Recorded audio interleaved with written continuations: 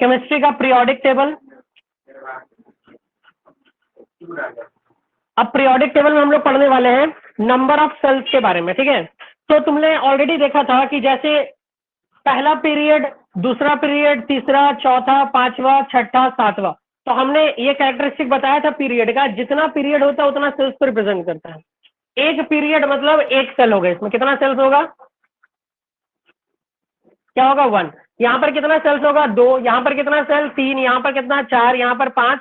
यहाँ पर 6। यहाँ पर 7। अच्छा एक बात बताओ, अगर तुम अक्रॉस द पीरियड जा रहे हो, ये क्या है तुम्हारा, ये है तुम्हारा डाउन द पीरियड। क्या बोलते हैं इसको, डाउन द पीरियड। तो down the period number of shells क्या हो रहा है, बढ़ रहा है, बढ़ते क्रम में है ना। नंबर ऑफ सेल्स क्या हो रहा है, बढ़ रहा है, बढ़ते क्रम में। और अक्रॉस द पीरियड में क्या होगा, अक्रॉस द पीरियड में क्या होगा, यहां पर अगर बात करें तो अक्रॉस द पीरियड क्या होता है, कांस्टेंट होता है। बोलो ये बात समझ में आ रहा है सबको। तो अभी हमको क्या समझ में आया कि जो पीरियड होता है वो नंबर ऑफ सेल्स को रिप्रेजेंट करता है। तो ऊपर में नोट करके लिख लो, क्या लिखोगे, लिखो period represent the number of shells. Period represent the horizontal, period represent, तो क्या बोलेंगे, सॉरी,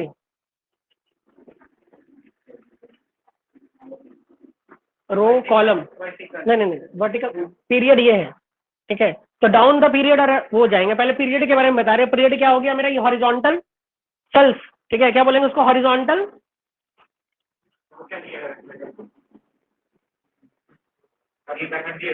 ये नंबर ऑफ सेल्स लिखो, डाउन द पीरियड लिखो।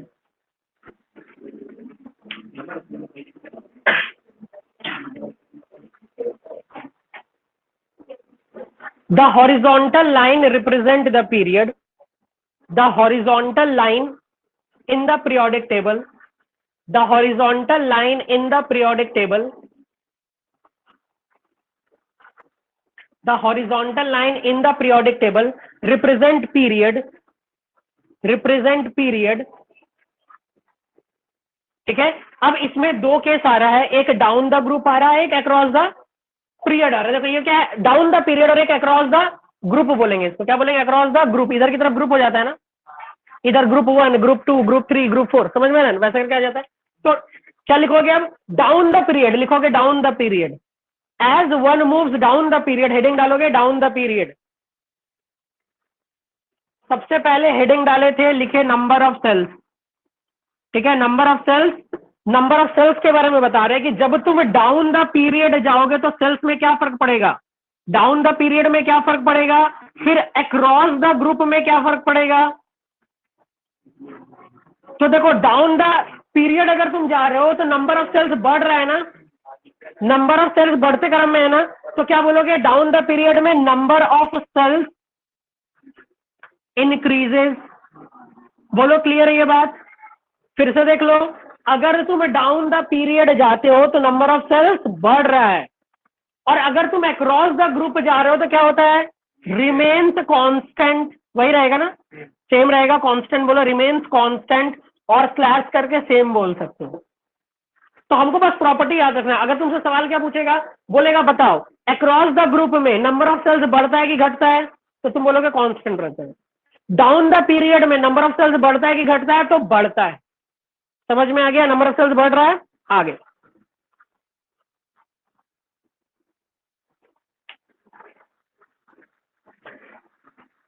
हो गया यहां तक।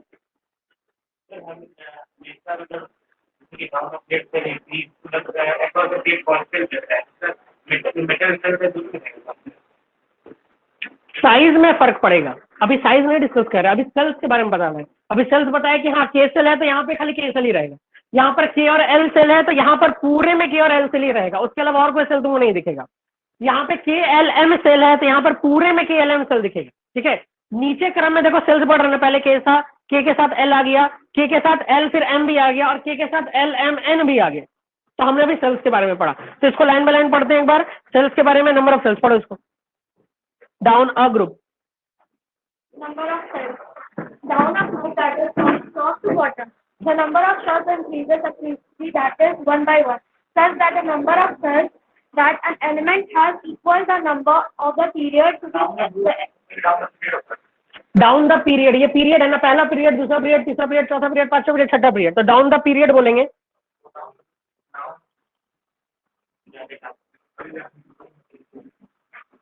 डाउन अ ग्रुप, एक मिनट, हाँ सही है।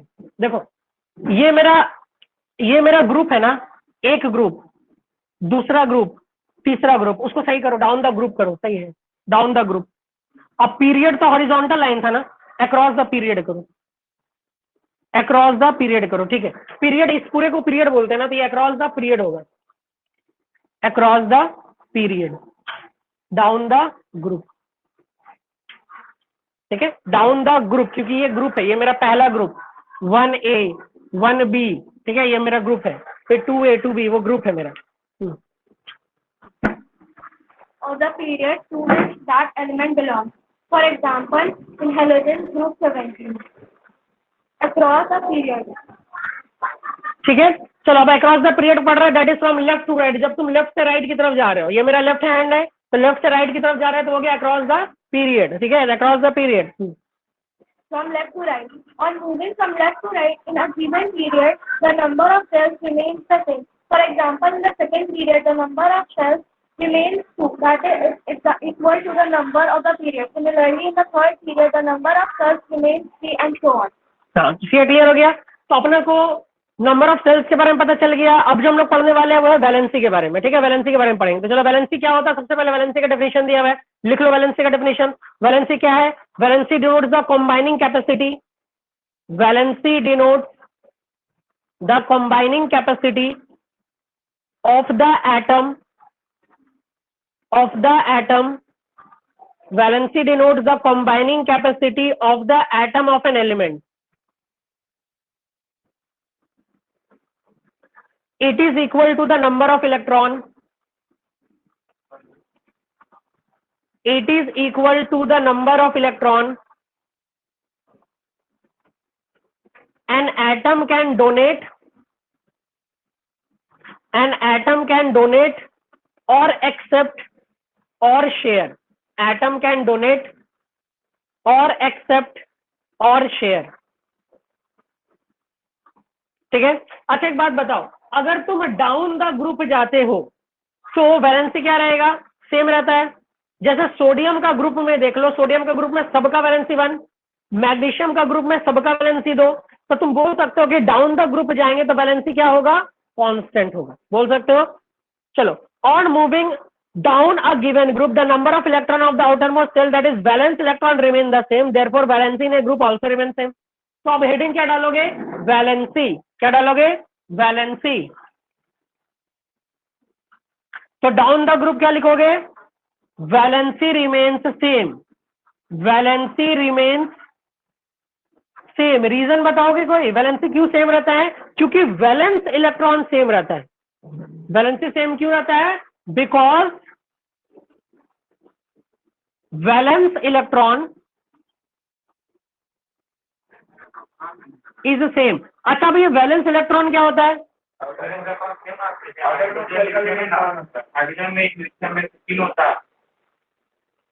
लिथियम की बात करें तो लिथियम में होता है एटॉमिक नंबर 3। तो इसको अगर लिखोगे तो क्या लिखोगे? Electronic configuration 2,1। तो वैलेंस इलेक्ट्रॉन क्या होता है? जो आउटर मोस्ट शेल में जितना इलेक्ट्रॉन होता है हमको उसको देखना पड़ता है।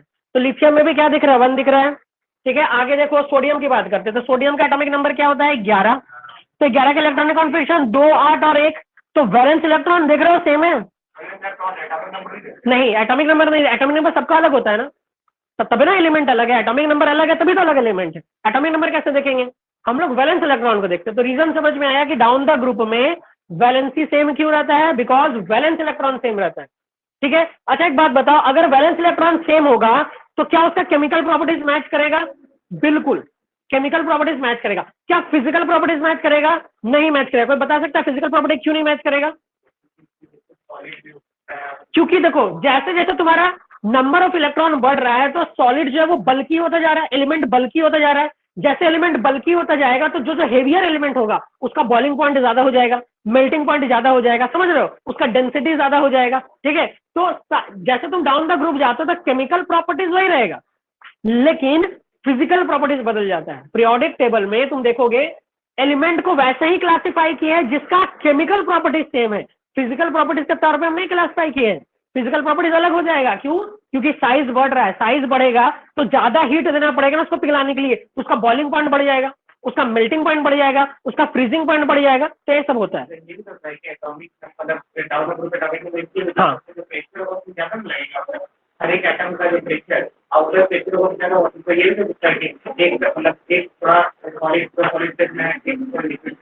नहीं, वो सॉलिड शेप लिक्विड शेप, हाँ वैसे भी तुम बोल सकते हो कि वो मेरा एक सॉलिड बन गया, एक लिक्विड बन गया, डिपेंड करता है कि जैसे जैसे उसका बल्क बढ़ता गया तो ज्यादा अट्रैक्शन हुआ, जिसके कारण क्या हुआ, वो सॉलिड बन गया, ठीक है। हाँ वो फिजिकल प्रॉपर्टीज में आएगा, हम लोग अभी डील कर रहे हैं केमिकल के साथ। हाँ हम लोग केमिकल में डील कर रहे हैं, तो केमिकल प्रॉपर्टीज के अनुसार डाउन द ग्रुप क्या होगा, वैलेंसी सेम होगा, क्योंकि वैलेंस इलेक्ट्रॉन सेम होता है। अच्छा, अक्रॉस द पीरियड में क्या वैलेंसी सेम रहेगा क्या? नहीं रहता है ना। सोडियम का देखो 11 देखते हो, मैग्नीशियम का क्या देखते हो, 12 देखते हो, तो इसका एटॉमिक स्ट्रक्चर क्या होगा, 2 8 और 2 हो गया, तो देखो वैलेंसी बढ़ रहा है ना, लेकिन कब तक बढ़ेगा, समझ में आ गया? हाँ, तो वो क्या होगा, जैसे 12 के पास फिर क्या आ जाएगा, 13 एल्युमिनियम, एल्युमिनियम का क्या होगा 13, तो एल्युमिनियम का 13 होगा तो क्या होगा 2 8 और 3, तो यहां तक तो हो गया। इसके बाद जब चौथा शुरू हो जाएगा तो ट्रांजिशन एलिमेंट शुरू हो जाएगा, तो फिर क्या होगा, वो मेटल से नॉन मेटल की तरफ बढ़ रहा है, समझ रहे हो? ये सबको क्या बोलते हैं, मेटल बोलते हैं, पॉजिटिव वैलेंसी को मेटल बोलते हैं। याद करो, जब जैसे 4 से ज्यादा वैलेंसी हो जाता है तो क्या करते हैं, -8 करते हैं, तो वैलेंसी नेगेटिव आता है, जो नेगेटिव वैलेंसी होता है वो नॉन मेटल होता है, तो ये ट्रांजिशन कर रहा है मेटल से नॉन मेटल की तरफ। तो तुम बोल सकते हो कि अक्रॉस द पीरियड मेटल से नॉन मेटल बन रहा है, समझ में आ रहा है? तो उसके बारे में देखते हैं, वैलेंसी के बारे में आगे। तो ये हो गया तुम्हारा, कांस्टेंट नहीं रहता, चेंज होता है, 1 से बढ़ता जाता है, देख रहे हो बढ़ रहा है, अक्रॉस द पीरियड भी पढ़ते हैं, यहां से पढ़ो,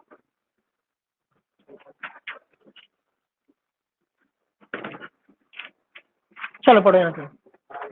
इन a given period, In a given period, the number of electrons in the valence outermost cell increases from left to right, but the valency increases only up to group 14, where it becomes 4, and then it decreases, that is, in group 17, it becomes 1. अब देखो यहाँ पर क्या बोल रहे हैं, जरा periodic table को गौर से देखो, पीरियोडिक टेबल तुमको दिख रहा है, यहाँ पर देखते हैं ये वाला एलिमेंट उठाते हैं, देखो पोटेशियम एटॉमिक नंबर इसका 19 होता है, तो वैलेंसी क्या होगा 2 8 8 1, तो वैलेंसी क्या हो गया 1 हो गया। कैल्शियम का वैलेंसी 2 होता है ना, क्योंकि कैल्शियम का एटॉमिक नंबर 20, तो क्या हो जाएगा 2 8 8 2, ठीक है।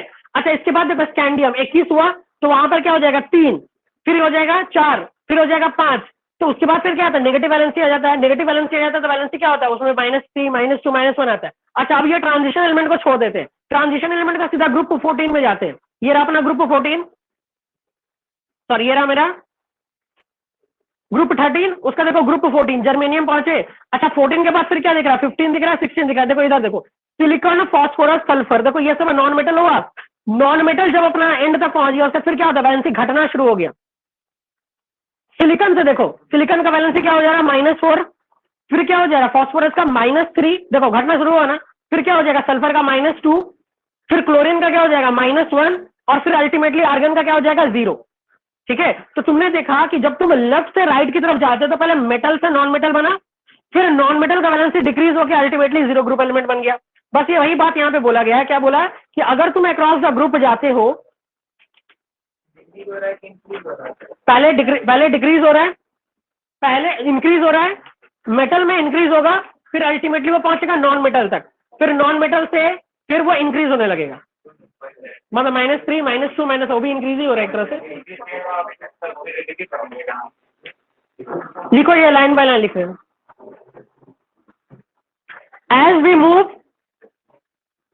We move across the period, as we move across the period,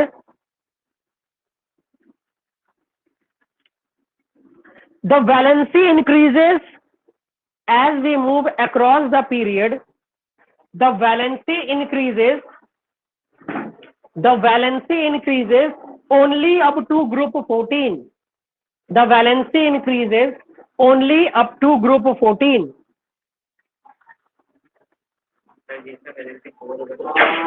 वही तो सिलिकॉन के बारे में बोला 14, ग्रुप 14 है वो, ग्रुप 14 है तो उसका वैलेंसी क्या है 4 हो जा रहा है।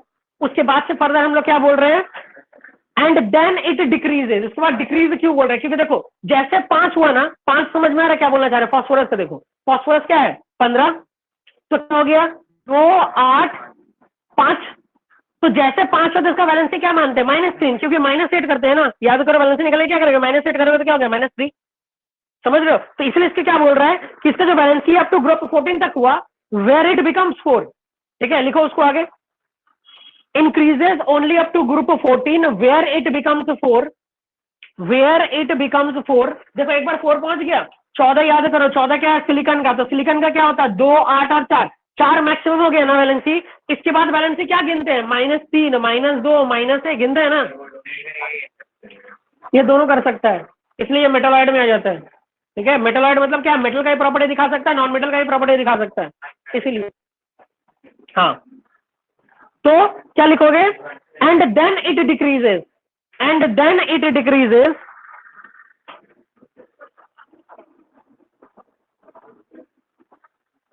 that is in group 17 it becomes 1, that is in group 17 it becomes 1,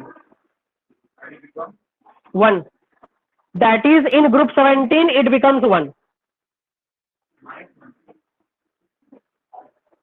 ही लिखो, तभी ना बोल पाओगे इंक्रीज हो रहा है। वो माइनस क्यों हो रहा है, वो तो रीजन तुम जान रहे हो, क्योंकि वो एक्सेप्ट कर रहा है, इसीलिए उसको डिनोट करने के लिए देखो जो इलेक्ट्रॉन दे रहा है उसको प्लस से रिप्रेजेंट कर रहे हैं, जो इलेक्ट्रॉन एक्सेप्ट कर रहा है उसको माइनस से रिप्रेजेंट कर रहे हैं, लेकिन यहाँ पे बढ़ते और घटते क्रम में बताना है तो इसलिए माइनस प्लस नहीं बोल रहे। चलो अब हम लोग जो इंपॉर्टेंट है, टोटल 6 प्रॉपर्टीज है, पीरियोडिक प्रॉपर्टीज। पीरियोडिक प्रॉपर्टीज इसी प्रॉपर्टीज पे क्लासिफाई किया गया है, तो इस प्रॉपर्टीज को हम लोग अभी डिफाइन करेंगे कि कैसे इसका ट्रेंड देखेंगे। ट्रेंड मतलब कि अगर तुम डाउन द ग्रुप जाते हो तो क्या होता है, बढ़ता है घटता है, अक्रॉस द पीरियड जाते हो तब क्या होता है, बढ़ता है घटता है। तो ये 6 प्रॉपर्टी क्या है, एटॉमिक साइज, दूसरा है मेटेलिक कैरेक्टर, लिखो पीरियोडिक प्रॉपर्टीज, पीरियोडिक प्रॉपर्टीज।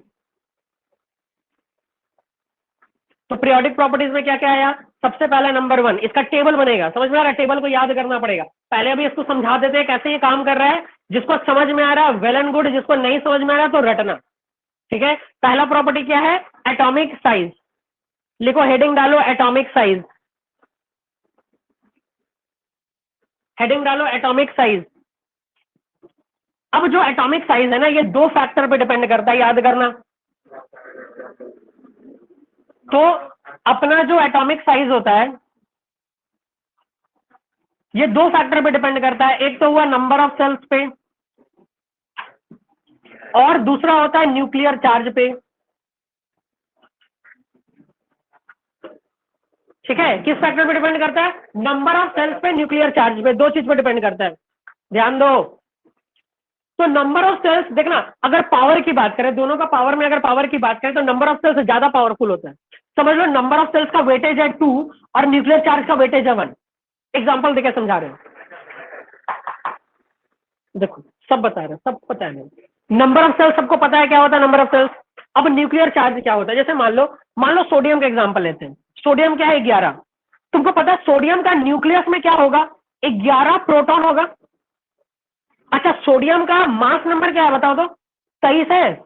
23 बोलने का मतलब 11 प्रोटॉन और 12 न्यूट्रॉन है ना, बोलो एग्री कर रहे हो। सोडियम में 11 प्रोटॉन और 12 न्यूट्रॉन, इलेक्ट्रॉन की भी बात नहीं की है, ठीक है। तो इसका जो न्यूक्लियस है, न्यूक्लियस के अंदर में क्या होगा, 11 प्रोटॉन होगा और 12 न्यूट्रॉन होगा, मानते हो। रिएक्ट करेगा मतलब हमेशा तो स्टेबल रहता है, तभी तो वो है, एग्जिस्ट कर रहा है। अगर अनस्टेबल रहेगा तो एग्जिस्ट थोड़े करेगा, जरूरी नहीं है। कभी कभी भी सेम होता है, कभी कभी अलग अलग भी होता है, ठीक है। कभी कभी न्यूट्रॉन ज्यादा भी होता है। मैग्नीशियम का लोगे तो 12 ही दिखेगा, 12 इलेक्ट्रॉन 12 प्रोटॉन 12 न्यूट्रॉन, लेकिन सोडियम में 12 न्यूट्रॉन दिखेगा। कुछ कुछ एक्सेप्शन केस होता है ना, तभी ना मास में अंतर हो गया, मास सबका अलग अलग है ना, सबका बराबर आता है ना। तुम सोचो 11 का डबल क्या होता, 22 होता, लेकिन 11 का तो 23 दिख रहा है, तो फर्क पड़ रहा है ना। तो मास ज्यादा है, उससे फर्क नहीं पड़ रहा। हम क्या समझाना चाहिए वो समझो। 11 प्रोटॉन है, अगर 11 प्रोटॉन है तो इसके पास 11 इलेक्ट्रॉन भी होगा, बोलो सबको मान रहे हो ना। अगर सोडियम न्यूट्रल है, अगर सोडियम पे कोई चार्ज नहीं है, तब इसका मतलब 11 प्रोटॉन है और साथ ही साथ 11 इलेक्ट्रॉन है। मानते हो सब कोई? अब बताओ सोडियम के चारों तरफ सेल्स होगा, ये मेरा पहला के शेल होगा। चलो अभी लास्ट से बताओ, के सेल में कितने इलेक्ट्रॉन रख सकते हैं? के सेल में कितने रख सकते हैं? 2 इलेक्ट्रॉन रख सकते हैं। के सेल में 2 इलेक्ट्रॉन रख सकते हैं, जानते हो? नहीं जानते तो जान लो। के सेल में 2 इलेक्ट्रॉन रख सकते हैं, ये रहा 1 इलेक्ट्रॉन, ये रहा 2 इलेक्ट्रॉन। क्लियर है? बीच में पॉजिटिव चार्ज, जैसे समझो मैग्नेट है मेरे पास, ये रहा नॉर्थ पोल, ये रहा साउथ पोल, क्या अट्रैक्ट करेगा? करेगा कि नहीं? ये इसको अपनी तरफ खींचेगा, समझ रहे हो? यही जिस फोर्स से खींचता है उसी को बोलते हैं न्यूक्लियर चार्ज। बाकी 8 इलेक्ट्रॉन इधर होगा, 1 2 3 4 5 6 7 8। तो ये इलेक्ट्रॉन को भी बीच वाला खींचेगा ना अपनी तरफ, समझ रहे हो ना? याद करो जब तुम फिजिक्स में पढ़े थे तो सेंट्रीपिटल सेंट्रीफ्यूगल फोर्स के बारे में पढ़ाए थे। उसमें हम क्या बोले थे कि ये जो इलेक्ट्रॉन रोटेट करता है, क्यों रोटेट करता है? Because of this force, nuclear force. Nuclear force cooling effect create करता है, तो इसको काउंटर बैलेंस के लिए बहुत फास्ट रोटेट करना पड़ता है। हमने बताया था जो जितना क्लोज होगा वो सबसे ज्यादा तेज घूमेगा। तुम इसको सोलर सिस्टम से भी कंपेयर कर सकते हो। जो प्लैनेट सन के सबसे क्लोज, उसमें सबसे ज्यादा ग्रेविटेशनल फोर्स लगेगा, क्योंकि इनवर्सली प्रोपोर्शनल टू डिस्टेंस होता है, इसलिए वो प्लैनेट सबसे ज्यादा स्पिन करेगा, उसका रिवॉल्यूशन भी कम होगा और स्पिन भी उसका ज्यादा होगा। ठीक है? तो यहां पर वही हो रहा है। तो ये जो न्यूक्लियर चार्ज है, न्यूक्लियर चार्ज का काम समझ में आया क्या होता है? ये इलेक्ट्रॉन को, बाहर में जो इलेक्ट्रॉन है उसको अपने तरफ अंदर की तरफ खींच रहा है। ठीक है? तो हमको एक बात बताओ तुम ऋषभ, ये न्यूक्लियर चार्ज साइज को बढ़ाएगा कि घटाएगा? न्यूक्लियर चार्ज का डायरेक्शन किधर होगा ये बताओ, इनवर्ड के आउटवर्ड? उसको बोलने दो, क्या होगा, इनवर्ड होगा कि आउटवर्ड? न्यूक्लियर चार्ज का डायरेक्शन पूछ रहे हैं, किधर की तरफ? ये बीच में न्यूक्लियर है, ये इलेक्ट्रॉन को अपने तरफ खींचेगा। बोलो एग्री कर रहे हो? समझ रहे हो? इलेक्ट्रॉन को खींच रहे अपने तरफ। अच्छा ये तो था सोडियम का बात। अच्छा एक बात बताओ, अगर न्यूक्लियर चार्ज को हम बढ़ा दे, पावर इसका बढ़ा दे, मान लो 11 की जगह हम इसको क्या कर दे, इसको मान लो 25 कर दे, और मेरे पास 3 ही वैलेंस सेल है, ये जान रहा हूं मेरे पास 3 ही वैलेंस सेल है, तो इसको और तेजी से अंदर खींचेगा तो इसका साइज छोटा हो जाएगा। तो तुम देखो नंबर ऑफ सेल्स के बात है। देखो अगर तुम डाउन द ग्रुप जाते हो तो हमने बोला नंबर ऑफ सेल्स का वेटेज ज्यादा है, तो नंबर ऑफ सेल्स तो ऑटोमेटिक बढ़ रहा है, तो एटॉमिक साइज क्या होगा? बढ़ेगा, क्योंकि न्यूक्लियर चार्ज का कोई असर नहीं, उतना असर नहीं हो पाएगा क्योंकि इसका वेटेज ज्यादा है, इसको पॉइंट्स ज्यादा मिला। पॉइंट्स जानते हो ना? पॉइंट, नंबर ऑफ सेल्स ज्यादा हो गया, एक सेल बढ़ गया, इससे उसका साइज बढ़ गया। अब जब तुम अक्रॉस द पीरियड जाओगे ना तो यहां पर एटॉमिक नंबर बढ़ रहा है। अगर एटॉमिक नंबर बढ़ेगा तो न्यूक्लियर चार्ज बढ़ेगा, और अगर न्यूक्लियर चार्ज बढ़ेगा तो उसका कूलिंग अंदर की तरफ होगा, तो उसका साइज क्या हो जाएगा? घट जाएगा। एक बार फिर से बता दे रहे, ध्यान से सुनना, ठीक है? हमने अभी क्या सीखा? हमने सीखा कि एटॉमिक साइज जो होता है वो 2 फैक्टर पे डिपेंड करता है, एक नंबर ऑफ सेल्स और एक न्यूक्लियर चार्ज। अगर नंबर ऑफ सेल्स बढ़ेगा तो आंख बंद करके एटॉमिक रेडियस बढ़ेगा, क्योंकि न्यूक्लियर नंबर ऑफ सेल्स को ज्यादा वेटेज दिया है। सुन रहे हो अभिलाषा, क्या हम बोलना चाह रहे हैं? हमने ये बोला कि अगर नंबर ऑफ सेल्स बढ़ेगा तो आंख बंद करके एटॉमिक रेडियस बढ़ जाएगा, क्योंकि नंबर ऑफ सेल्स का वेटेज ज्यादा होता है। लेकिन जब तुम अक्रॉस द पीरियड जाते हो ना तो नंबर ऑफ सेल्स क्या होता है? कांस्टेंट। नंबर ऑफ सेल्स क्या होता है? कांस्टेंट। तुम देखे थे ना, साइज वही था ना। पीरियड 1 में कितना सेल्स? 1 सेल। पीरियड 5 में कितना सेल? 5 सेल। तो कांस्टेंट है ना सेल। अगर सेल कांस्टेंट है और न्यूक्लियर चार्ज बढ़ता है ना, साइज के साथ न्यूक्लियर चार्ज बढ़ता है, तो इसको लिख लोगे। क्या लिखोगे? देखो यहां पे ऐसे लिखोगे नंबर ऑफ सेल्स, तो लिखोगे when shells increases, when number of shells increases atomic radii बोलो, रेडियाई बोलो या फिर एटॉमिक साइज बोलो, एक ही बात है। एटॉमिक रेडियाई और एटॉमिक साइज इंक्रीजेस बोलो। क्लियर है ये? ठीक है? और न्यूक्लियर चार्ज में क्या बोलोगे? व्हेन न्यूक्लियर चार्ज इंक्रीजेस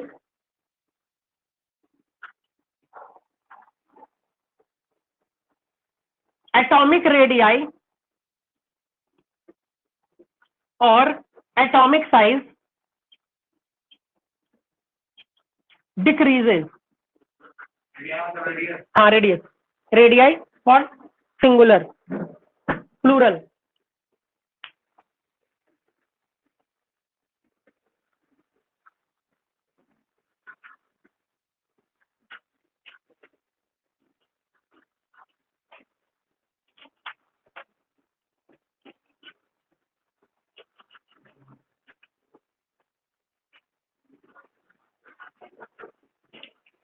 यहां तक लिखे, समझ रही है अभिलाषा, तुम समझ रही है अंशु? अब चलो एक चीज और देखो, हमने यहाँ पर क्या लिखा, नोट कर लिया सबको?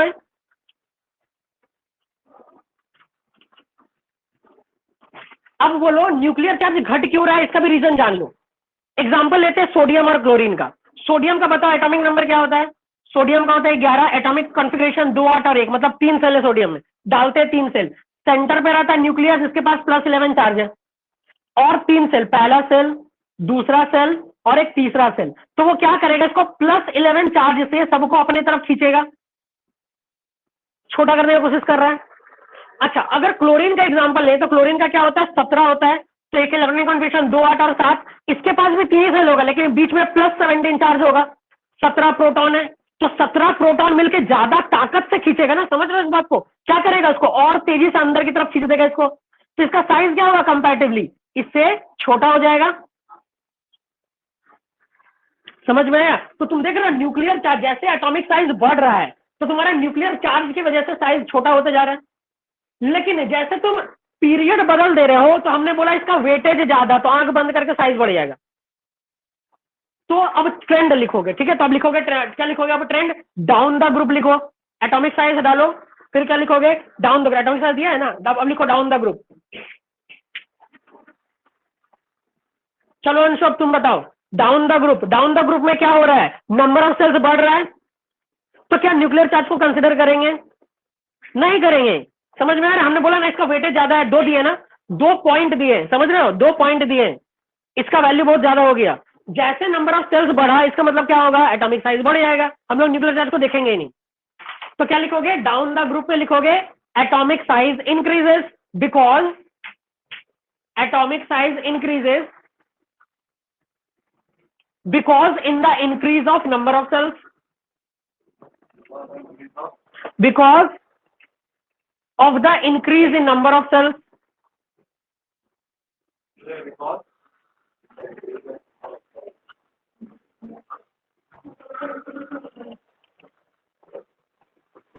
atomic size increases down the group because of the increase in number of cells। Clear हुआ? अच्छा, लेकिन अगर अक्रॉस द पीरियड जाते हैं तो नंबर ऑफ सेल्स तो कांस्टेंट हो गया, समझ में आ गया? तब उसमें न्यूक्लियर चार्ज अफेक्ट करेगा ना। तो क्या लिखना चाहोगे, अक्रॉस द पीरियड में एटॉमिक साइज डिक्रीजेस, लिखो across the period the atomic size decreases, across the period atomic size decreases because of the increase in, across the period atomic size decreases because of the increase in nuclear charge, because of the increase in nuclear charge, because of the increase in the nuclear charge। समझ में आ रहा है? Diagram बना के दिखा देना, ये +11 power से खींच रहा है, ये +17 पावर से खींच रहा है, ये छोटा हो गया, ठीक है? तो ये तुमको समझ में आ रहा होगा, क्लियर है? बोलो अब एक नया कॉन्सेप्ट और सीखो, ठीक है? अब 2 केस और बता रहे, पहले यहां तक, पहले इसको नोट करो, इसका तभी 2 चीज और बताने वाले, बहुत इंपॉर्टेंट है।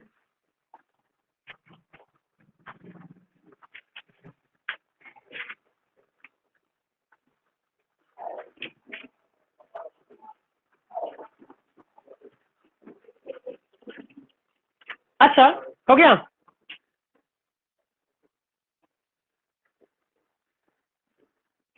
एक सवाल देखो, उस हिसाब से मुझे एक बात बताओ, अगर तुम सोडियम का 11 लिए, क्लोरीन का 17 लिए, इसके बाद आता है आर्गन, आर्गन का होता है 18, तो आर्गन का क्या होगा एटॉमिक साइज, क्लोरीन और सोडियम से छोटा होगा कि बड़ा होगा?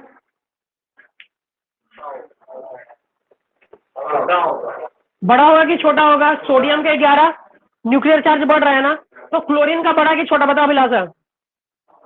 सोडियम से क्लोरीन का साइज बड़ा कि छोटा? हाँ, हम सवाल क्या पूछ रहे हैं, हम बोले सुनो मेरा बात, सवाल सुनो सबसे पहले, बिना सोचे बिना समझे मत आंसर दो। हमने बोला सोडियम बड़ा कि क्लोरीन बड़ा?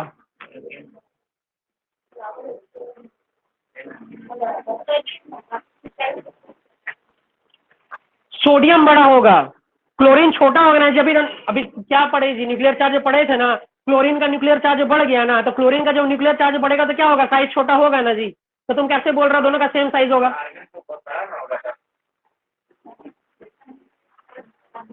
रुक जाओ, हमने क्या बोला पहले ये समझे, हम क्या बोलना चाह रहे हैं।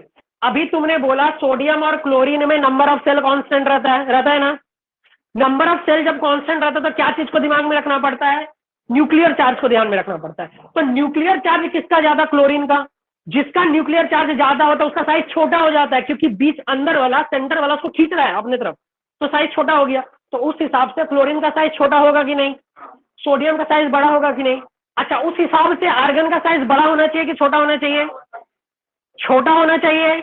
उस हिसाब से आर्गन का साइज, अरे आर्गन का साइज बड़ा कैसे हो जाएगा? तुम्हें हमको बताओ, रुको। आर्गन का साइज के हिसाब से बताओ, न्यूक्लियर चार्ज ज्यादा है ना आर्गन का, क्लोरीन से ज्यादा है ना? पूरा बात सुन लो। उसके हिसाब से हमने बोला कि आर्गन का साइज और छोटा होना चाहिए था कि नहीं, लेकिन फिर भी आर्गन का साइज छोटा नहीं होता।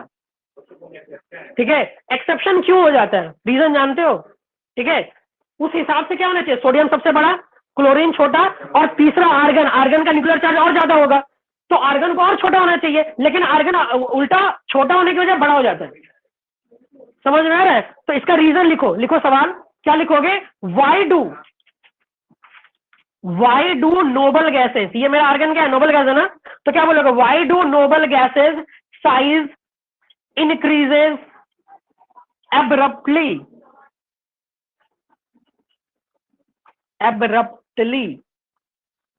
समझ रहे हो हम क्या बोलना चाह रहे हैं? कंसेप्ट हम क्या बोलना चाह रहे थे, सबको सीखे। हमने क्या बोला कि जब तुम अक्रॉस द पीरियड जाते हो तो नंबर ऑफ सेल कांस्टेंट होता है। नंबर ऑफ सेल जब कांस्टेंट होगा तो न्यूक्लियर चार्ज को कंसीडर करते हैं। जब न्यूक्लियर चार्ज को कंसीडर करेंगे तो जिसका ज्यादा न्यूक्लियर चार्ज उसका साइज छोटा। सोडियम और क्लोरीन में छोटा कौन? क्लोरीन, क्योंकि उसका साइज बड़ा हो गया। तो उस हिसाब से आर्गन का भी छोटा आना चाहिए, लेकिन आर्गन एक्सेप्शन हो जाता है और उसका साइज बढ़ जाता है। तो यही सवाल बोले हैं कि क्यों ऐसा हुआ कि नोबल गैस का साइज बड़ा हो गया? क्या हुआ?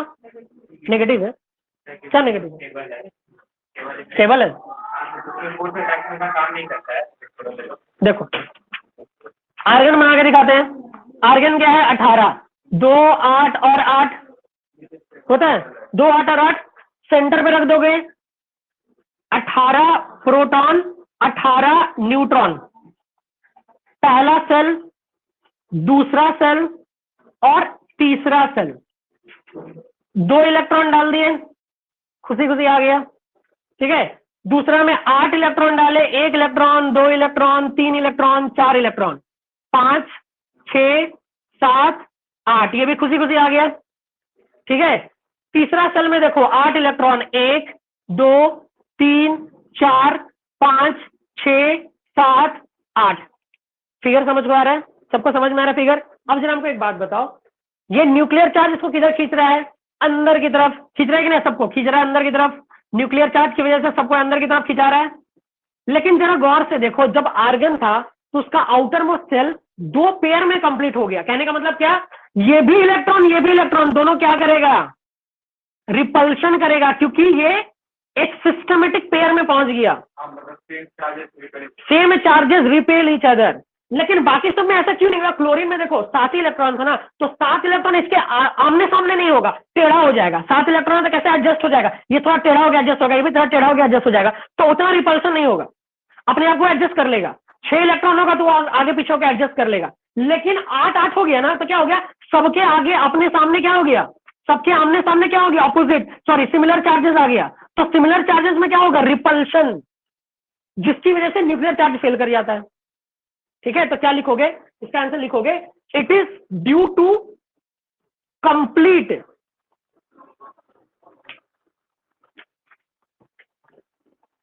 इसका दिया हुआ है आंसर नोबल गैस के बारे में।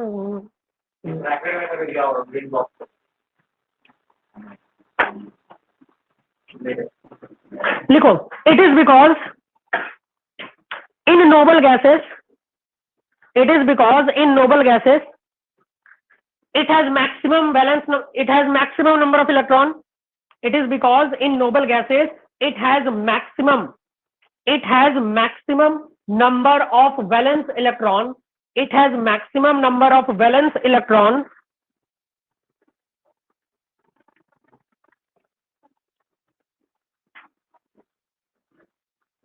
Thus electronic repulsion are maximum.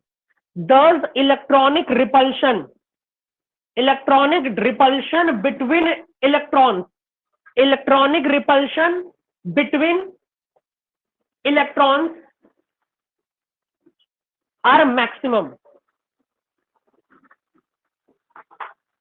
Hence the effect of nuclear pull, hence the effect of nuclear pull is not seen. Hence the effect of nuclear pull is not seen. Therefore they are bigger in size.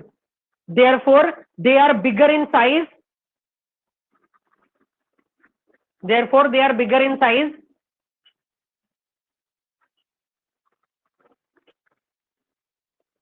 Then alkali metal. Alkali मतलब क्या हो गया? पहला वाला, पहला group जो इसका है, then alkali metal of their respective alkali metal, of respective लिख देना, of respective alkali metal. They are bigger in size of their respective alkali metal. ये भी तो सकता है सर कि 18 प्रोटॉन है, इसका मतलब 18 न्यूट्रॉन भी होगा, तो इसका इलेक्ट्रॉन भी होगा, तो सर यहाँ पे न्यूट्रल हो गया, तो फिर यहाँ पर चार्ज न्यूट्रल हुआ, रिपल्शन न्यूट्रल नहीं हुआ, क्योंकि देखो इलेक्ट्रॉन अरेंज कैसा है, देखो एक इलेक्ट्रॉन दूसरे इलेक्ट्रॉन के माथा पे है, तो रिपल्शन मैक्सिमम होगा. अच्छा थोड़ा अगर टेढ़ा भी हो जाता तो रिपल्शन कम हो जाता, लेकिन 7 इलेक्ट्रॉन रहता तभी थोड़ा इधर रहता. अब देखो यहाँ इलेक्ट्रॉन में तो रिपल्शन है, 8 इलेक्ट्रॉन होने के कारण सिस्टमेटिक हो गया, सिस्टमेटिक डिस्टेंस पे होगा, मतलब ये दूरी अगर 2 है तो ये भी 2, ये भी 2, ये भी 2, मजबूरी है. मतलब चार्ज का है. हाँ यहाँ वही ना बोल रहे हैं, यहाँ रिपल्शन हो रहा है, 2 इलेक्ट्रॉन के इलेक्ट्रॉन बीच में रिपल्शन है, तो यहाँ पे अगर ये 2 सेंटीमीटर तो सारा 2 सेंटीमीटर, ठीक है. अब इधर देखो, इसकी वजह से अंदर वाला भी वही होगा, जिसके कारण ये दोनों हेड टू हेड आ गया. जब हेड टू हेड आ गया तो दोनों के बीच में रिपल्शन होगा, रिपल्शन होगा तो साइज बढ़ेगा ना, ठेलेगा. समझो एक इधर खड़ा है, एक इधर खड़ा, दोनों मिलकर एक दूसरे को ठेल रहा है, तो बताओ अंदर का न्यूक्लियर पुल काम करेगा? नहीं काम करेगा अंदर का न्यूक्लियर पुल, जिसकी वजह से इसका साइज क्या हो गया? खत्म हो गया. ठीक है, उसका साइज अब्रप्टली बढ़ गया. जो इसका जो अल्कली मेटल है, जो इसका अल्कली मेटल है, उसके हिसाब से उसका साइज क्या हो गया? बढ़ गया. क्लियर हो गया. अच्छा अब तुमको एक और बात बताओ, अगर सोडियम को चार्ज वाला सोडियम लेते हैं, फॉर एग्जांपल Na+ लेते हैं, Na+ को क्या बोलते हैं? कटायन बोलते हैं कि एनायन बोलते हैं? बोलो. Na+ को क्या बोलते हैं? कटायन बोलते हैं कि एनायन बोलते हैं?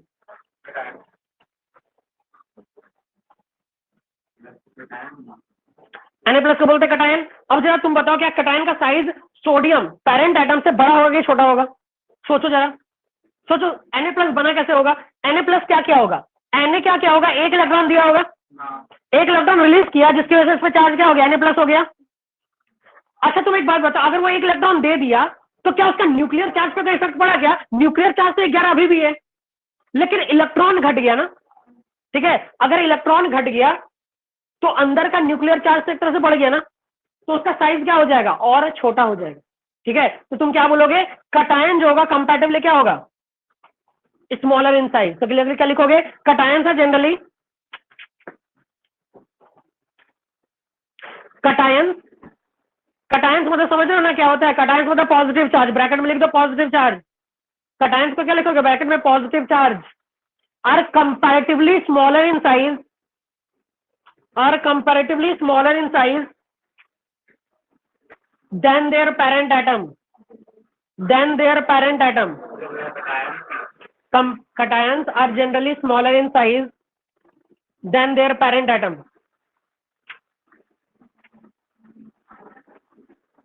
इसका आंसर क्या लिखोगे? पहले तो लिखोगे कटायन कैसे बनता है, तो क्या लिखोगे? Cation is formed by loss of electron. लिखो जल्दी. Cation is formed by loss of electron. Cation is formed by loss of electron. ठीक है, अगर इलेक्ट्रॉन का लॉस हुआ, cation is formed by loss of electron. अगर इलेक्ट्रॉन का loss हुआ, प्रोटॉन क्या है? कांस्टेंट है. इलेक्ट्रॉन कम हो गया, प्रोटॉन ज्यादा है, मतलब न्यूक्लियर चार्ज ज्यादा है. न्यूक्लियर चार्ज क्या होता है? ज्यादा है. तो न्यूक्लियर चार्ज ज्यादा होगा तब क्या होगा? साइज छोटा. न्यूक्लियर चार्ज ज्यादा होने का मतलब साइज छोटा. अच्छा तुम लोग यहाँ पर लिख लेना, nuclear charge is inversely proportional to size. जितना ज्यादा न्यूक्लियर चार्ज होगा उतना कम साइज होगा, इसलिए 1/साइज लिख देना, बगल में लिख लेना इसको. क्या लिखोगे? Nuclear charge is inversely proportional to size. जितना बड़ा साइज होगा, जितना बड़ा न्यूक्लियर चार्ज होगा उतना कम साइज होगा. Nuclear charge is inversely proportional to size. जितना ज्यादा न्यूक्लियर चार्ज उतना कम साइज. और नंबर ऑफ सेल पे क्या होगा, directly proportional.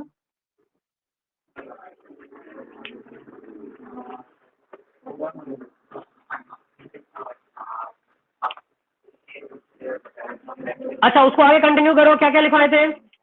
cation is formed by loss of electron, hence proton is more than electron, hence proton is more than electron.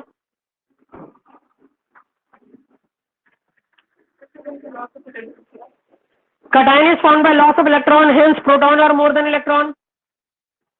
Cation is formed by loss of electron, hence proton are more than electron. Therefore the electrons are strongly attracted.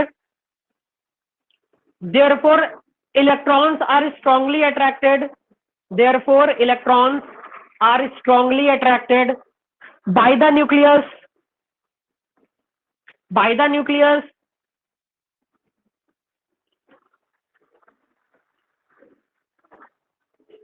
By the nucleus, and hence their size decreases. And hence their size decreases.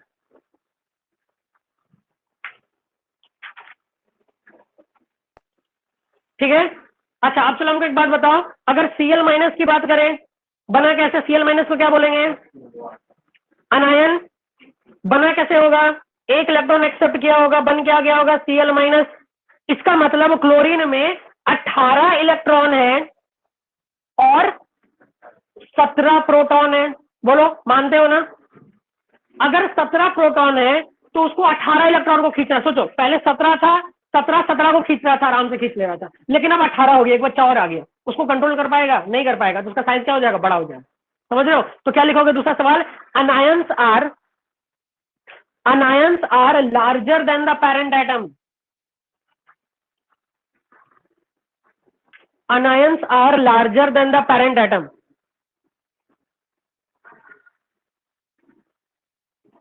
तो क्या लिखोगे, अनायन कैसे बना, तो अनायन के बारे में लिखोगे, anions are found by gain of electron. लिखते चलो, आराम से लिखो, anion are found by gain of electron. Anions are formed by gain of electron, hence it has, anions are formed by gain of electron, hence it has more number of electron than proton. Hence it has more number of electron than proton. Proton than electron. It has more number of electron than proton. प्रोटॉन से ज्यादा electron होता है, hence it has more number of electron than proton. Therefore its nuclear charge is reduced. Therefore its nuclear charge is reduced, hence its size increases.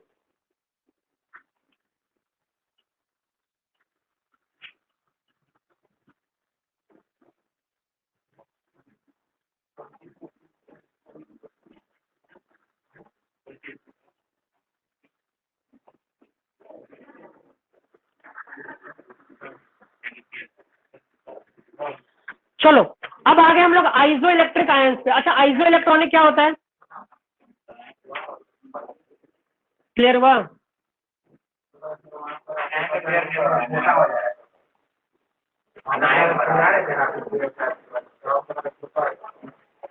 तो छोटा तो हो ही रहा है जी। अनायन में इलेक्ट्रॉन बढ़ गया ना, न्यूक्लियर चार्ज नहीं बढ़ रहा है, इलेक्ट्रॉन बढ़ रहा है। इलेक्ट्रॉन बढ़ेगा, सेंटर में उतना ही पावर है। पहले 17 को रोक के रखा था, अब 18 को रोक के रखना होगा, क्या रोक पाएगा, तो उसका साइज बढ़ जाए। क्लियर हुआ यहाँ तक। अच्छा, अब आगे आइसो इलेक्ट्रॉनिक। अच्छा, कोई बता सकता है आइसो इलेक्ट्रॉनिक क्या होता है, एनीवन। आइसो इलेक्ट्रॉनिक मतलब क्या होता है, कोई बता सकता है। चलो देखो, बताओ, नियॉन, नियॉन में कितना इलेक्ट्रॉन, 2-8 इलेक्ट्रॉनिक कॉन्फ़िगरेशन, 2-8। अच्छा, Na प्लस अगर बोलते हैं तो क्या हुआ, एक इलेक्ट्रॉन दे दिया ना, तो इसके पास भी 10 ही होगा ना इलेक्ट्रॉन, तभी ना ये स्टेबल इलेक्ट्रॉनिक कॉन्फ़िगरेशन पे है। समझ रहे हो। तो तुम क्या बोल सकते हो, अच्छा Mg2+ की बात करें तो इसका भी इलेक्ट्रॉन कितना, Mg2+ कैसे बना, 2 इलेक्ट्रॉन दे दिया। Mg का कितना होता है, Mg के पास 12 इलेक्ट्रॉन होता है, 2 इलेक्ट्रॉन दे देगा तो कितना बचेगा मैग्नीशियम के पास? 10 बचेगा। तो अगर इलेक्ट्रॉन्स नंबर सेम है उसको बोलते हैं आइसो इलेक्ट्रॉनिक। समझ में आया? आइसो इलेक्ट्रॉनिक क्या होता है? Element having same number of electrons, electron मत बोलना, हैविंग सेम इलेक्ट्रॉनिक कॉन्फ़िगरेशन। क्या क्या बोलोगे? देखो आइसो इलेक्ट्रॉनिक के बारे में। आइसो इलेक्ट्रॉनिक क्या होता है? Elements having same number of electron.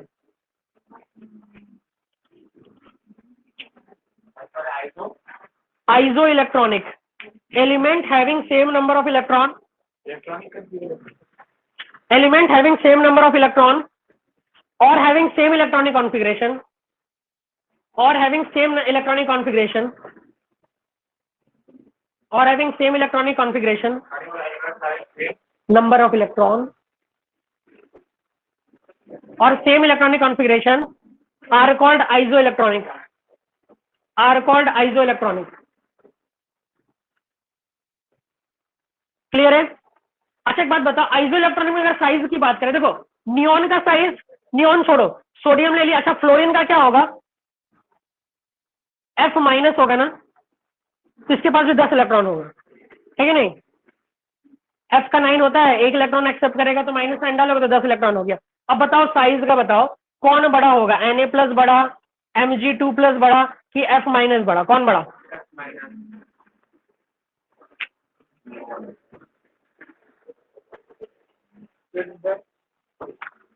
Sodium 10 electron, magnesium 10 electron, fluorine 10 electron, कौन बड़ा होगा साइज में? सोडियम। क्यों बड़ा होगा? अब चलो ऐसे देखो, सोडियम के पास न्यूक्लियर चार्ज को देखेंगे, क्या चीज को देखेंगे? हमको इलेक्ट्रॉन से मतलब नहीं, इलेक्ट्रॉन का कोई मतलब होता भी नहीं, हमको न्यूक्लियर चार्ज से मतलब है। सोडियम को 11 पावर से खींचेगा, 11 प्रोटॉन मिलकर खींच रहा है।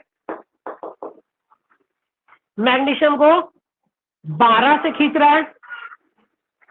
फ्लोरीन, देखो फ्लोरीन में प्रॉब्लम क्या हो गया ना कि फ्लोरीन कहां पहुंच गया, कितना सेल्स पे पहुंच गया?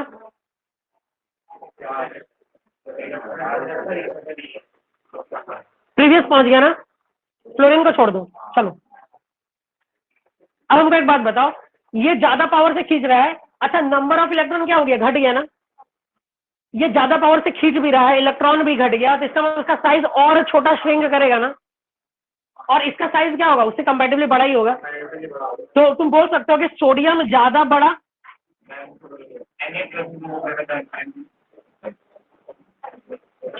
ठीक है, समझ में आया? तो लिखो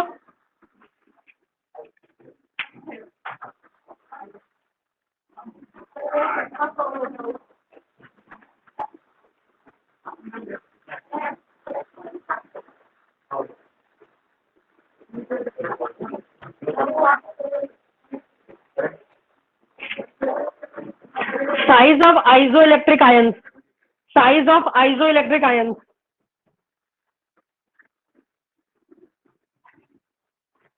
size of isoelectric ions, isoelectronic ions, ions having same number of electron, तो लिखो जल्दी, ions having same number of electron, ions having same number of electron depends upon the nuclear charge। क्या बोल रहा है? इलेक्ट्रॉन सेम रहे उससे हमको फर्क नहीं पड़ रहा, हमको फर्क क्या चीज से पड़ रहा है? न्यूक्लियर चार्ज से पड़ रहा है। Ions having same number of electron depends upon the nuclear charge, depends upon the nuclear charge, greater is the nuclear charge, greater is the nuclear charge, smaller is the size. जितना बड़ा nuclear charge उतना कम size.